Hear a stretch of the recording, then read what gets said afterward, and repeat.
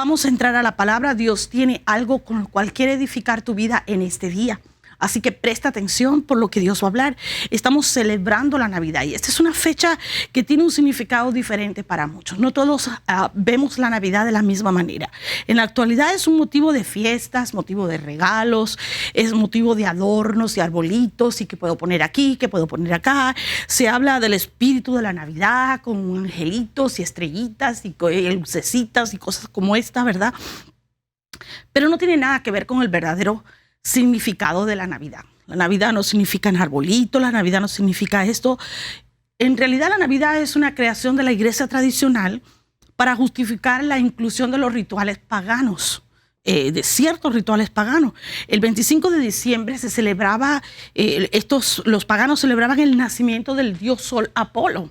Y entonces ellos durante el solsticio de invierno, así que ¿qué hizo esta nueva iglesia creada en Roma? Pues para atraer a estos paganos e incluirlos en el cristianismo, atraerlos al cristianismo.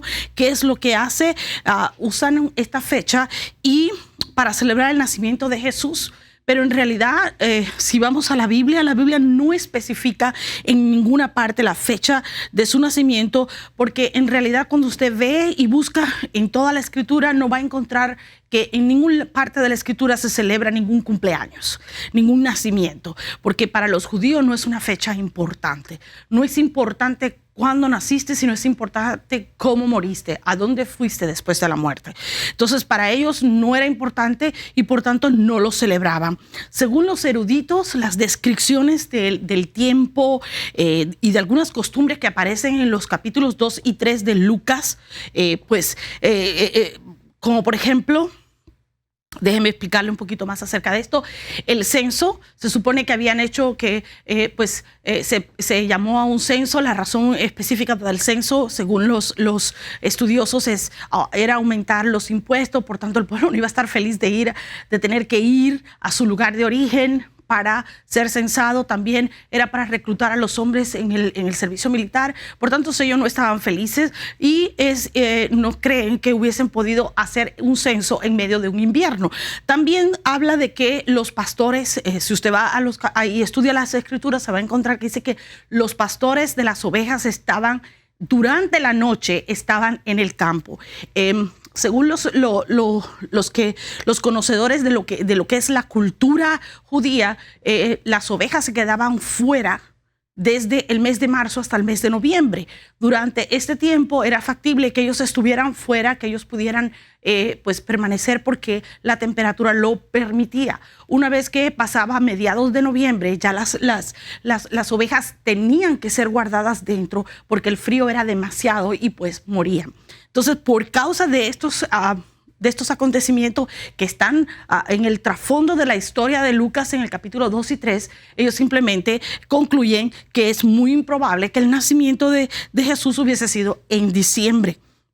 Más bien lo sitúan en principios de octubre, es decir, lo que es al principio del otoño. Es lo que los eruditos concluyen, y esto sería mucho más que, ¿cómo decir? Mucho más apegado a las Escrituras, porque tiene que ver con la fiesta de los tabernáculos, tiene que ver con la fiesta de las cosechas y con las fiestas tradicionales judías. El cuándo en realidad no es importante. Para nosotros los creyentes debería ser más que suficiente motivo para celebrar el hecho de que Jesús haya nacido. Que Él haya nacido es más que suficiente para nosotros celebrar. No es importante que haya nacido, lo importante es que vino a rescatar lo que se había perdido. Jesús vino con un objetivo y lo cumplió exitosamente antes de partir. Y ese es el motivo de la celebración. Porque Dios es un Dios de propósito. Y Dios no dio a su Hijo únicamente para darlo, para decir, mira qué bueno, qué generoso soy. No, había un motivo, había un propósito, había un fin. La Biblia dice en Romanos 3:10, no hay justo. Dice la Escritura claramente, no hay justo, ni aún uno. Aquí lo encontramos, Romanos 3:10, él afirma que no hay justo, que todos somos pecadores. Aclara en Romanos 6:23, porque la paga del pecado es muerte. Escuche bien.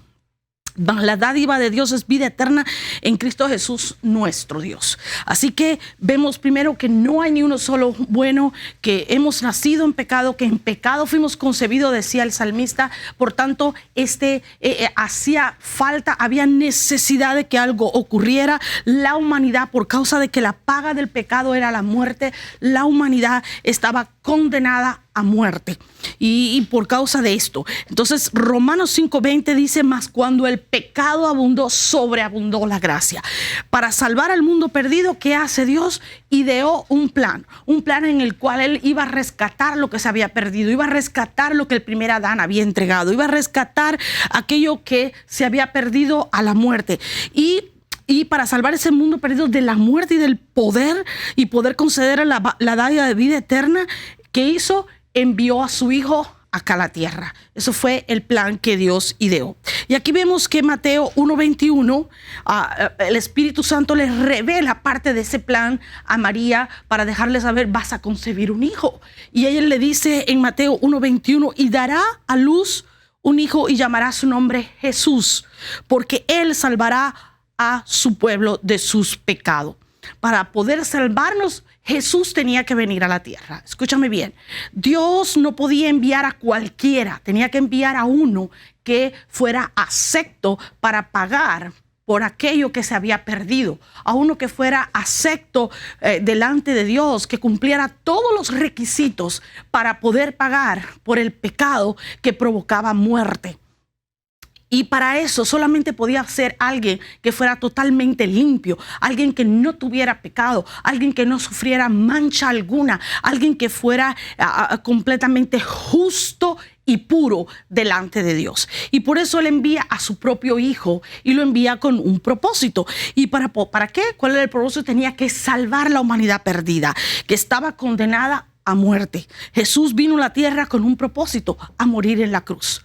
Y esto es importante que lo entendamos, porque cuando estamos en una celebración como esta en Navidad, donde nuestra vista, nuestro enfoque y todo tratan de desviárnoslos para fiestecitas, cumpleaños y cositas bonitas, está muy bien, pero no podemos de olvidar que hubo un propósito para que ese niño naciera. Hubo un propósito y no fue para armar un arbolito. Hubo un propósito y no fue para tener una fiesta. Hubo un propósito y no fue para desatar un espíritu de Navidad. El propósito era salvar la humanidad perdida. Por eso niño nos fue dado, dice la Escritura. Jesús tenía que derrotar a la muerte. Jesús tenía que vencer a la muerte. Esa condena que estaba sobre la humanidad por causa del pecado no se podía invalidar así como así. Alguien tenía que pagarla. Para que esa condena fuera anulada, invalidada, alguien tenía que pagarla. Por eso, precisamente, es que ese niño nos fue dado en Navidad. Porque de tal manera amó Dios al mundo, dice la palabra, Juan 3:16, que ha dado a su Hijo unigénito para que todo aquel que en Él cree no se pierda, mas tenga vida eterna. Así que Jesús nació con un propósito que ya estaba predeterminado por el Padre desde la fundación del mundo. Desde que la humanidad se perdió, Él comenzó a crear este plan y dijo: les voy a dar un niño que va a ser que sobre sus hombros estará el peso de la humanidad.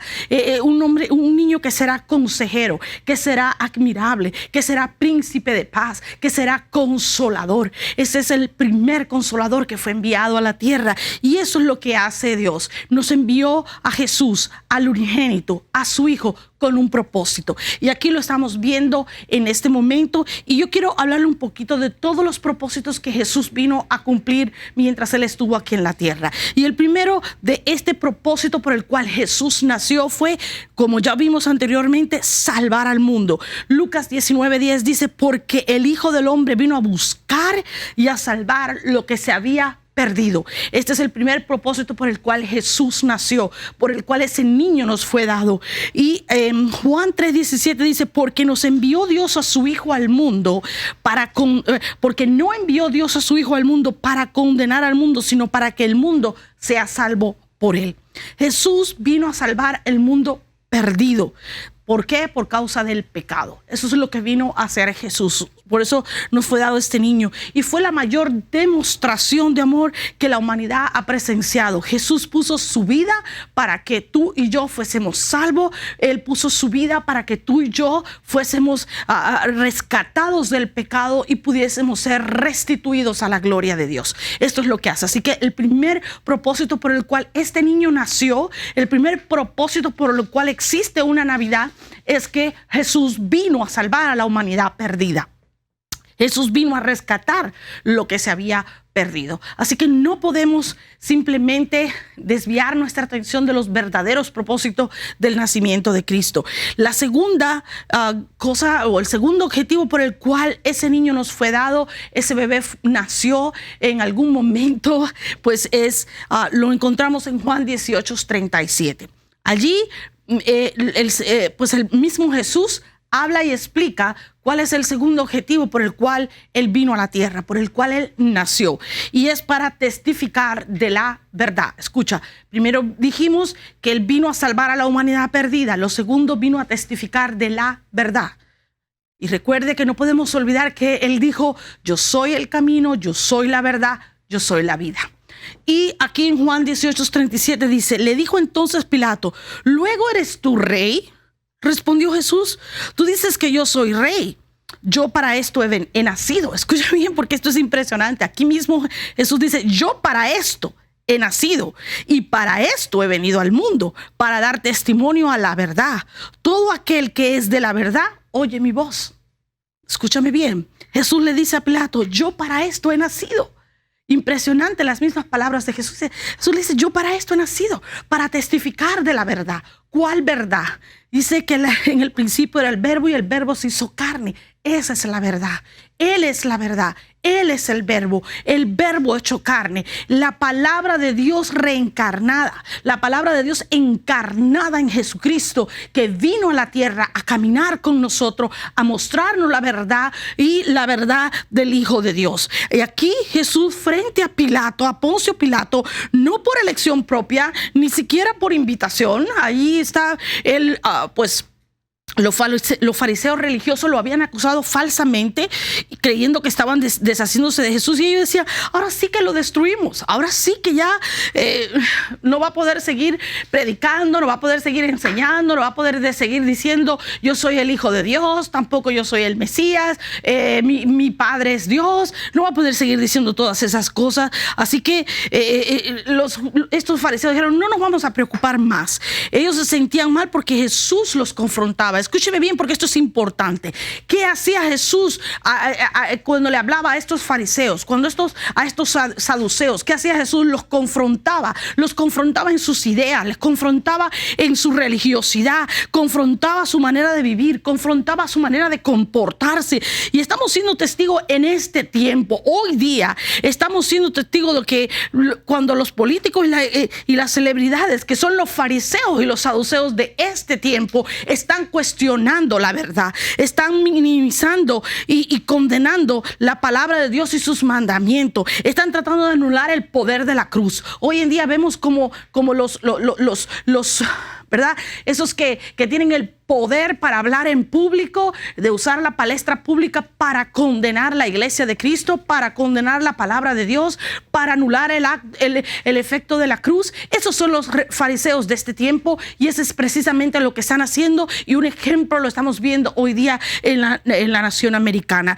Aunque Jesús sabía que estaba en peligro, ¿sabe qué hacía Jesús? Eso no le impidió testificarle a Poncio Pilato, no permaneció callado. Él le decía, para esto he nacido, para hablar la verdad, para testificar la verdad, para decir la verdad.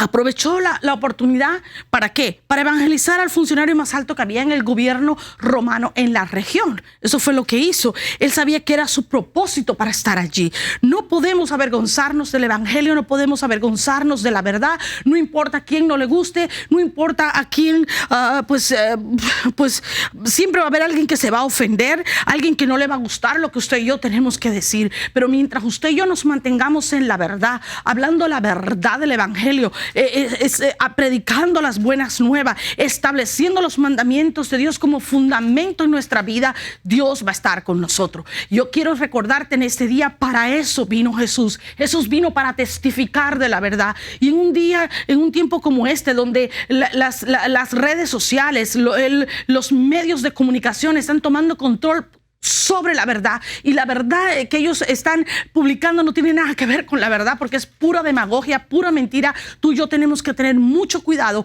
en mantenernos en la verdad, en no apartar nuestros ojos del autor y consumador de nuestra fe. Jesús te recuerda, para esto he nacido.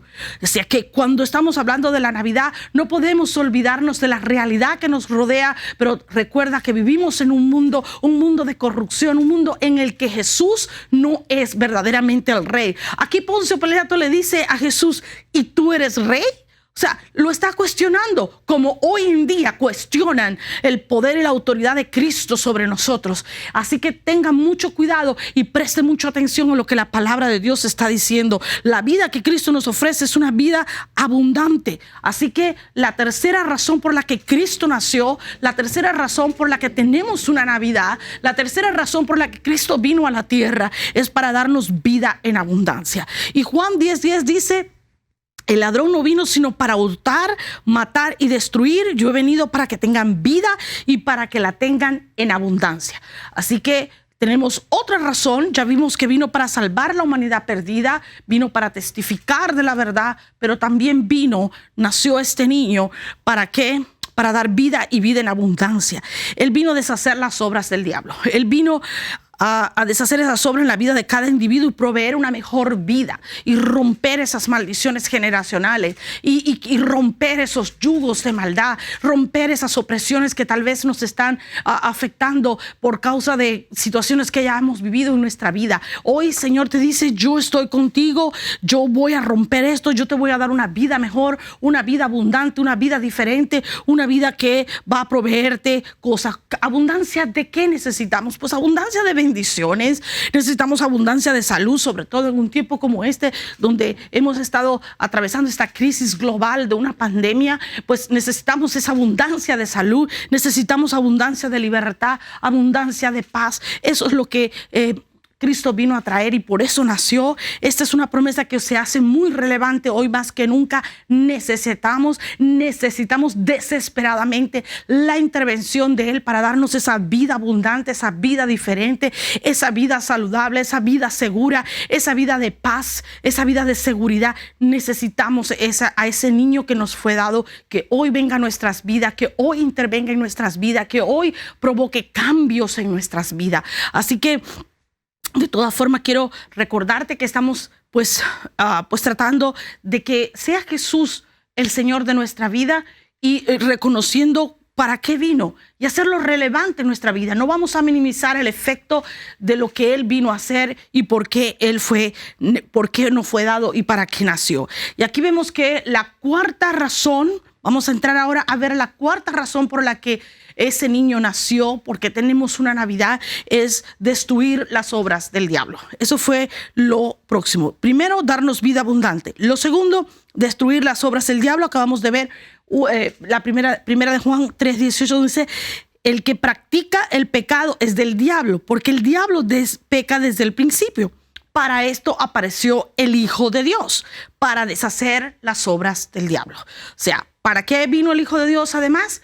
Para deshacer las obras del diablo. O sea, vino a rescatar a la humanidad, vino a dar vida abundante, vino pues a testificar de la verdad, pero también vino a ¿qué? A destruir las obras del diablo, a destruir los yugos de opresión, a libertar a los cautivos, a darnos una vida diferente, a darnos la vida que Él prometió. Cuando venimos a Cristo, venimos cargando un equipaje lleno de problemas, de situaciones difíciles que hemos vivido en el pasado. Venimos llenos de un equipaje con tristeza, con dolor, con traumas, con amargura, con cosas que han afectado y marcado nuestras vidas. Pero cuando esto sucede, viene Cristo, cambia todo, hace la diferencia en nuestras vidas y somos liberados. Somos completamente liberados de practicar las obras del diablo. dejamos de practicarla y somos libres de ese pecado. ¿Por qué?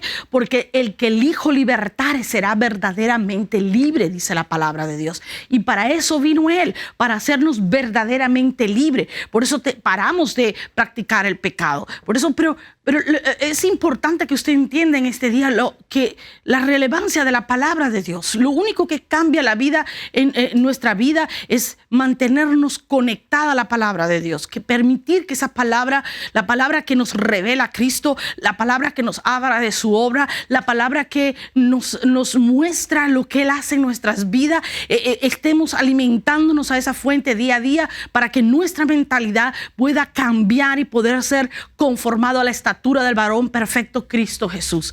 Ese es el momento en que usted y yo dejamos de practicar el pecado, dejamos de practicar lo que a Él le desagrada para poder parecernos más a Él, para que mengue nuestro yo y que Él brille en cada uno de nosotros, porque para eso vino. Él dice que para eso Él apareció, para poder, ¿verdad?, liberarnos de las obras de maldad, las obras del enemigo. No importa qué tan difícil sea la situación en que tú te encuentres en este día, no importa cuál sea el problema, la circunstancia. Tal vez tú dices, pero es que usted no entiende, esto es terrible, estamos viviendo un tiempo terrible, no tengo suficiente para pagar mi renta, mi salud, no tengo alimento, mi familia está atravesando una situación difícil. Confía en Dios, confía en el Dios que vino a destruir las obras del diablo, confía en el Dios que tiene el poder y la autoridad para destruir toda obra de tiniebla, para romper todo yugo, para poder hacerte libre. Podemos confiar en el Dios de lo imposible, el Dios que nunca nos ha fallado, el Dios que nunca nos ha abandonado,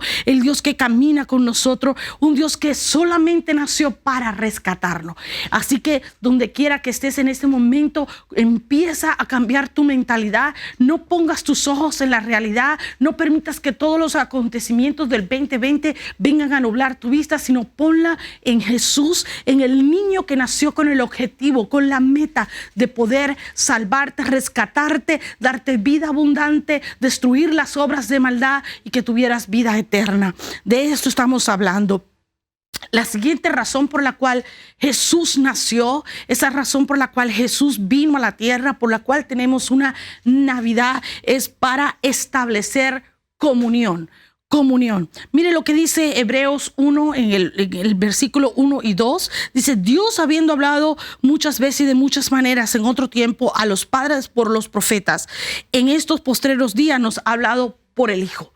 O sea, nos habló por profetas en el Antiguo Testamento, pero cuando comienza el Nuevo Testamento nos empieza a hablar por medio del Hijo. Y aquí dice, el Padre quería establecer ¿qué? Una relación con la creación, con su creación. Por eso envió al Hijo, por eso nos fue dado un niño. ¿Para qué? Para rescatar esa creación que se había perdido, esa creación con la cual Él simplemente nos creó para tener comunión. Él no nos creó para decir, mira qué buenos son. No, Él quería tener comunión con su creación. Él quería que fuéramos a Él, que dependiésemos de Él. Él quería que le adorásemos, que fuéramos a su presencia, que le sirviésemos.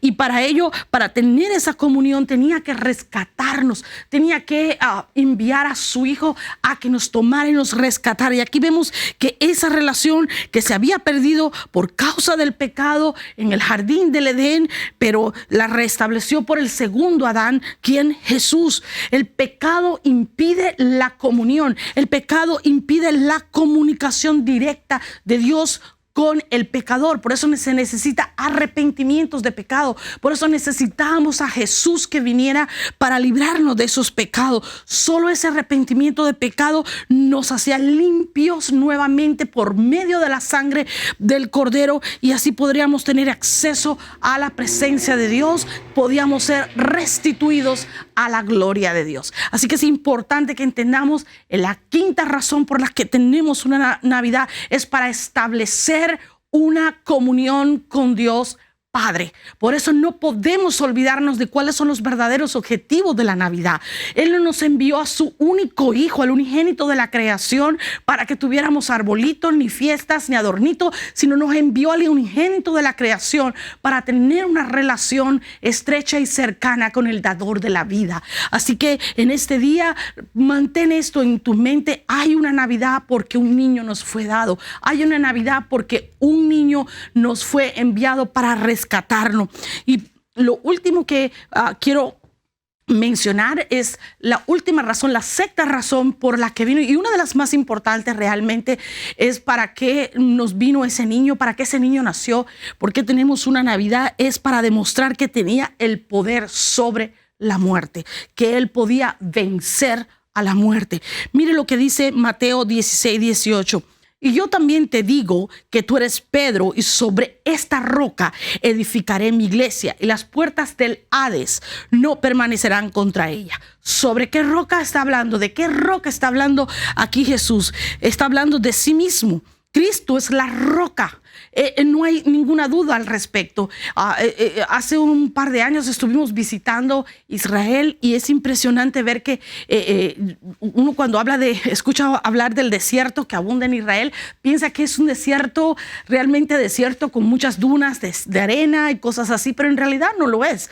Es un lugar de piedras, totalmente piedra, y la arenilla que vemos en el piso son como piedra triturada, o sea, por donde quiera hay piedra. Es impresionante, pero todo es piedra. Por eso, cuando hablan de construir el templo, tenían que traer pues la madera del Líbano, porque no había áreas madereras. También habla, por ejemplo, de toda piedra por todos lados. Decía de carpintero. En realidad, él no era un carpintero de madera, más bien era un constructor, porque era de piedra. O sea que hay algunas cosas que se pierden en las traducciones de la escritura, pero realmente es piedra. Y cuando estábamos allá, el guía que nos estaba pues hablando acerca de todo lo que la Biblia, de los tiempos bíblicos, él nos comentaba algo que era bien tremendo. Y él dijo, aquí dice, este versículo que es tan controversial, en alguna parte dice, acá en Israel no lo es. En realidad, porque en Israel hay una sola roca. Cuando en Israel alguien se refiere a la roca, está hablando de Dios, porque él dice que Dios es la roca de Israel. Y él nos decía, para nosotros esto no es controversial. Nosotros sabemos quién es la roca. Nosotros no hay duda para nosotros de quién es la roca. Y no debería haber duda tampoco para el creyente de quién es la roca. Y yo no puedo pensar que Jesús hubiese dicho, ok, yo soy la roca, pero voy a edificar sobre Pedro, que es una piedrita suelta, como él habla anteriormente, y hace un juego de palabras donde él aclara, yo soy la roca, tú eres una piedrita. Así que no creo que Cristo vaya a edificar su iglesia sobre él. Y lo mencioné la semana pasada, yo simplemente no tengo ninguna duda de quién es la roca, porque el que murió por mí en la cruz del Calvario fue Jesús, no fue Pedro. Así que a Jesús le debo mi salvación y mi vida eterna. Yo no voy a interpretar el versículo de otra manera. Jesús hace aquí una declaración poderosa. Dice, sobre mí, sobre mi muerte, sobre la verdad que vine a predicar, sobre la verdad que vine a testificar. Sobre mí voy a edificar esta iglesia, una iglesia poderosa, una iglesia que, ¿verdad?, que es tan poderosa que ni siquiera el Hades va a poder prevalecer contra ella. Y estas son palabras que son tremendas, porque para nosotros que no estamos tan familiarizados con la cultura griega, debemos entender que el tiempo donde se está desarrollando esta escritura es el tiempo donde la cultura griega dominaba, prevalecía en Israel. O sea, esa era la cultura que pues rodeaba al pueblo. Tenían que sentarse a situarse en este tiempo, y entender. Tan es así que el Nuevo Testamento fue escrito en griego. Por tanto, era la mentalidad griega la que persistía. Y según la mitología griega, Hades es el dios de ese lugar donde van las almas después de la muerte. Escuche bien. Entonces, según ellos, habían tres dioses. Zeus, el dios del cielo, Poseidón, el dios del mar, y por supuesto estaba Hades, el dios del infierno. Hades gobernaba sobre la muerte y tenía absoluta autoridad sobre ella. Así como Dios usó a Moisés, escuche bien porque esto es importante, muchas veces vemos cosas en la escritura y las pasamos por alto y no entendemos lo que Dios nos está hablando. Así como Moisés usó las plagas, Dios usó a Moisés por medio de las plagas para vencer y avergonzar a los dioses egipcios. Aquí vemos a Dios el Padre usando a Jesús para vencer y dominar a los dioses, ¿verdad? Griegos de la misma manera. ¿Para qué? Porque Dios quería derrotar al imperio de la muerte y quería demostrarle que él tenía el poder para hacerlo. Y mire lo que dice Hebreos 2:14. Dice, así que cuando los hijos participaron de carne y sangre, él también participó de lo mismo, para destruir por medio de la muerte al que tenía el imperio de la muerte. ¿Qué hace Jesús? Va a la cruz, pone su vida en sacrificio por la humanidad perdida. ¿Para qué? Para demostrar que él tenía el poder sobre la muerte. Por eso es que un niño nos fue dado. Por eso tenemos una Navidad. Esos son los verdaderos motivos para celebrar una Navidad. Mucho hemos orado de una manera errónea durante mucho tiempo. Cristo le arrebató las llaves del Hades, pero en realidad Cristo no le arrebató ninguna llaves del Hades. De hecho, no vemos ninguna porción de la escritura que confirme esto. Mire lo que dice Apocalipsis 1, 17 y 18. Cuando le vi, caí como muerto a sus pies. Y él puso su diestra sobre mí, diciéndome, no temas, yo soy el primero y el último, y el que vivo y estuve muerto. Mas he aquí que vivo por los siglos de los siglos. Amén. Y tengo las llaves de la muerte y del Hades. Fíjese bien, porque esto es impresionante. Él tenía las llaves de la muerte y del Hades. Aquí este versículo nos dice dos cosas que son tremendas. Primero, la muerte y el Hades no son lo mismo. Es lo que nos está diciendo aquí. Y segundo, Jesús tenía las llaves. O sea, Jesús tenía las llaves, siempre las tuvo. No tenía que arrebatárselas a nadie. El que tiene las llaves de un lugar controla el acceso a ese lugar. No hay ninguna escritura que respalde que Jesús le arrebató las llaves a Satanás. ¿Por qué? Porque Satanás nunca las tuvo.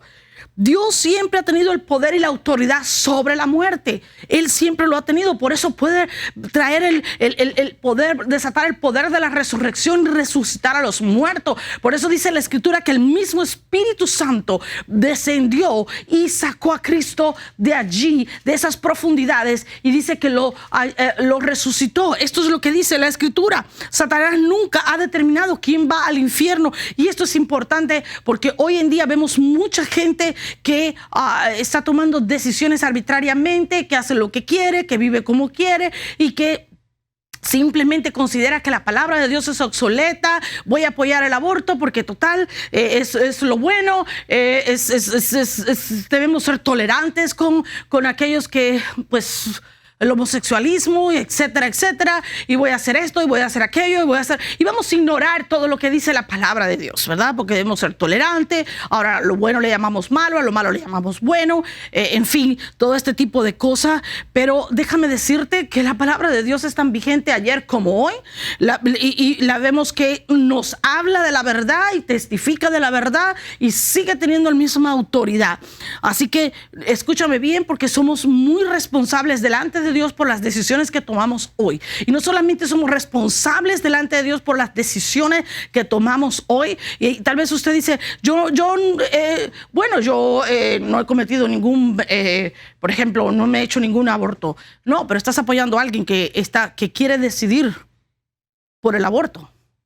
Entonces, tenga cuidado, tenga mucho cuidado,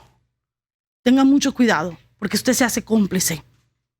Y dice la palabra de Dios que Dios no deja por inocente al culpable. Nosotros vivimos por la palabra de Dios, vivimos por la verdad. Y la verdad son los mandamientos de Dios. Y no podemos ignorarlo. Satanás no tiene la autoridad para enviarte al infierno. Él te tienta, él trata de engañarte, él trata de manipularte, pero la elección recae sobre cada uno de nosotros. Nosotros decidimos nuestro destino eterno. Y solamente lo podemos decidir cuando tomamos una decisión por Cristo Jesús, cuando tomamos la decisión de seguir la verdad, cuando tomamos la decisión de ser cambiados y transformados y llevados a la imagen del varón perfecto, de ese niño que nos fue dado, de ese niño que produjo una Navidad y con la cual usted y yo debemos vivir. Nadie puede decidir por ti, solo tú decides a dónde vas, al cielo o al infierno. Hoy vemos cómo se han levantado muchos mesías, se han levantado muchos salvadores que pretenden traer la solución a los problemas de la humanidad. Tenga cuidado. Porque dice la Escritura que en los últimos tiempos seremos engañados. Dice que aún hasta los escogidos van a ser engañados. Traer la solución a los problemas de la humanidad no es tan fácil. Por esa razón Jesús tenía que demostrar que Él tenía el poder sobre la muerte. ¿Y cómo lo hizo? Murió, pero resucitó al tercer día. Hoy, al igual que ayer, tenemos testimonio de uno que murió y resucitó. Solo hay uno que murió y resucitó. Solo hay una tumba que está vacía. Escúchame bien. Hay muchos mesías que se han levantado, muchas religiones que se han creado, pero hay uno solo que murió y resucitó. Y ese es el único testimonio que hay. La solución no está en los políticos corruptos o en la demagogia y las mentiras de la prensa, ni la manipulación de la gente, ni de los que tienen, de los millonarios que están manipulando tanto la prensa como los medios de comunicación, los científicos, nada de eso tiene la solución, ni siquiera las vacunas que nos van a traer. Los esfuerzos científicos no pueden traer la solución al mundo. La solución sigue siendo la misma. Es y siempre será Cristo Jesús. Ese niño que nos fue dado en una Navidad, Él es la solución. Tenemos que tener mucho cuidado. Juan 19:30 dice, cuando Jesús hubo tomado vinagre, dijo, consumado es. Y habiendo inclinado la cabeza, entregó el Espíritu. La palabra consumado es la palabra pagar, satisfacer, terminar, concluir, acabar, cumplir. Eso es lo que significa esta palabra. Literalmente, ¿qué decía? Está terminado. Así que este niño que nació, este bebé que nos fue dado para que salvara a la humanidad, fue a la cruz del Calvario y dijo, consumado es. O sea, todo lo que vine a hacer a la tierra, ya lo hice. Esos 6 objetivos que el Padre tenía en mente cuando me envió a la tierra, ya los cumplí. Este vocablo se usaba en los términos legales de negocio para indicar que una deuda estaba completamente pagada, que todo estaba ya en cero. Los oyentes en aquella época que estaban acostumbrados a estos términos griegos, ¿verdad? Esa mentalidad griega, entendieron perfectamente el significado de las palabras de Jesús cuando lo dijo en la cruz del Calvario. La utilización de este vocablo tesalestai era una clara declaración que la deuda estaba pagada por completo. En otras palabras, que lo que Él vino a hacer aquí a la tierra estaba terminado, que todos los objetivos que Él se había planteado estaban cumplidos. Esto es lo que, en otras palabras, Jesús antes de morir dejó saber a todos de una manera clara y precisa que había cumplido su propósito por el cual Él había nacido. Es importante. Él había terminado la asignación del Padre aquí en la tierra. Es importante que tú y yo entendamos esto. Jesús no vino a desatar un espíritu de navideño. Jesús no vino a traer fiesta. Jesús vino y fue controversial cuando vino porque confrontó a los religiosos de su época, confrontó a los políticos de su época, confrontó a aquellos que determinaban lo que se debía y no se debía hacer, tanto política como social, como religiosamente en Israel. Y eso es lo mismo que está sucediendo hoy día. Esos mismos políticos, esos mismos religiosos, incluso dentro de la iglesia de Cristo, hoy escuchamos gente que está llamando falsos profetas a ciertas personas. Y hay que tener mucho cuidado porque la Biblia dice, no toquéis al ungido, Tenemos que tener cuidado. Y están llamando a la verdad, a la mentira, y la mentira ahora es la verdad. Y es todo una cosa increíble. Así que tengamos que tener mucho cuidado. Eso es lo que vino Jesús. Jesús vino a confrontar a esos políticos, a confrontar a esos religiosos, a confrontar esa mente corrupta de su tiempo. Y hoy vemos que sigue haciendo igual. Eso es Jesús. Jesús vino para rescatar una humanidad perdida, pero no podía rescatar la humanidad perdida en las condiciones de la gente de su tiempo. Él tenía que confrontar a la gente de su tiempo porque no vivían de acuerdo a la palabra de Dios, no vivían de acuerdo a los mandamientos de Dios, y hoy lo vemos igual. Así que Él él terminó con su asignación, pero murió y resucitó. ¿Para qué? Para rescatarnos, para darnos vida eterna, para darnos vida abundante, para deshacer las obras del diablo. Él vino acá a la tierra para que pudiéramos tener comunión con el Padre y sobre todo para demostrar que Él y solo Él tenían el poder sobre la muerte y sobre el Hades. Por tanto, hoy quiero recordarte que Él ya venció a la muerte. No te puedes aferrar a las cosas de este tiempo. Simplemente confía en Él, confía en Él. Puedes confiar que Él te va a librar de cualquier obra de tiniebla, de cualquier cosa que el enemigo envíe a tu vida. Debemos confiar en ese niño que nos fue dado. Debemos confiar en que esta Navidad existe porque hay esperanza. La Navidad es un tiempo de esperanza. Para muchos es un tiempo de depresión, es un tiempo de tristeza, cuando en realidad debería ser un tiempo de celebración, un tiempo de nuevos comienzos, un tiempo de esperanza, donde el mundo nuevamente celebra no fiesta, no regalos, sino celebra que un regalo nos fue dado. Y ese regalo fue un niño que nació únicamente para rescatarnos, para liberarnos, para darnos vida eterna. Y esa es la verdadera celebración que tú y yo debemos hacer, porque esa es la verdadera Navidad. Jesús es la verdadera Navidad. Y yo sé que hay algunas de nosotros que miran este año 2020 y miran para atrás y dicen, wow, ha sido un año muy largo, ha sido tiempos de muchos tinieblas, han sido muchos problemas, han sido tantas dificultades. ¿Qué tan vigente puede estar la palabra de Dios? ¿Qué tan vigente puede estar la obra de Cristo? Pues Juan 16:33 dice, estas cosas os he hablado para que en mí tengáis paz. En el mundo tendréis aflicción, pero confiad, yo he vencido al mundo. Él te recuerda, yo he vencido a la muerte, yo he vencido al Hades, yo he vencido al mundo, para que puedas tener vida y vida en abundancia. Así que en esta noche quiero recordarte que sí, estamos celebrando esta Navidad. Nuevamente celebramos que un niño nos fue dado, que un niño nació para nosotros, y ese es el verdadero significado de la Navidad. Si hay alguien en nuestra audiencia que nunca ha tenido comunión con el Padre, que nunca ha recibido a ese niño, a ese Salvador que vino a rescatarnos, que nunca ha tenido la oportunidad de que Él venga a deshacer esas obras de tinieblas y a darte vida en abundancia, este es tu momento, esta es tu oportunidad. No permitas que pase otra Navidad sin haberle entregado tu vida a Él. Tal vez le conociste, tal vez estuviste un tiempo en comunión con Él, tal vez estuviste un tiempo sirviéndole. Por razones del diario vivir te apartaste, eso ya no importa. Lo que importa es que el Padre te espera con los brazos abiertos, porque Él quiere tener esa comunión contigo, porque Él quiere restaurar la comunicación contigo. Él quiere restaurarte a su gloria. Así que donde quiera que te encuentres en este momento, si esa es tu condición, si tú quieres regresar al Padre o si quieres recibirlo por primera vez, es una buena oportunidad para que en este momento tomes esa decisión. Y lo único que tienes que hacer es una oración que te cambia de muerte a vida, de muerte espiritual a vida eterna. Es un buen negocio, es un buen negocio para hacer un intercambio. Ese es el intercambio de la cruz. Jesús fue a la cruz. Él tomó tu vida, tomó tus pecados, tomó tus rebeliones y las mías y pagó por ellas para que tú y yo tuviéramos vida eterna. Así que hoy, en esta noche, si tú nunca le has entregado tu vida, simplemente haz esta oración conmigo. Repite conmigo: Padre Celestial, en esta noche yo reconozco que Jesús es el Hijo de Dios que murió y resucitó al tercer día para darme vida eterna. Señor Jesús, yo te recibo como mi único Señor y Salvador. Me arrepiento de todos mis pecados.